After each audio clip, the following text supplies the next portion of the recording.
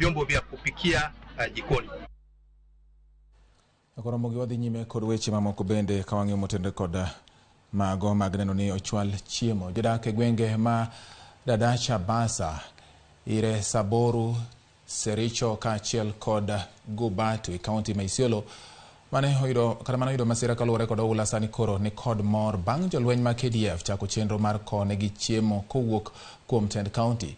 Chenro ne ochaka yanga juma mokalo kod gavana Abdi Guyo, to kata kamano chiemo go ne ok nyal chopo ne jodak ma alworago nikech pi mar oula gi kethruok mar ndara.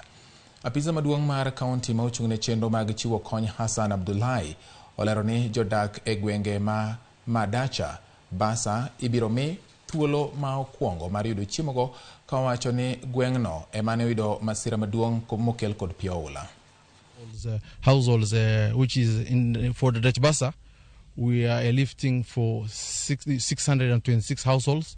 For Iresaboru, we are lifting for 500 households. That is food. And for Alango, we are lifting 175. Today here, we're not just doing transportation of the food. We also have non-food items, such as blankets, nets, jerry cans, sleeping mats, soaps, and even dignity kits. As we know that this issue of flood, it has really affected nearly the entire county. But the most affected areas are those 4 areas. We know that 1 week ago, our governor launched relief food for all those who are affected by the floods. That is for 10,000 households.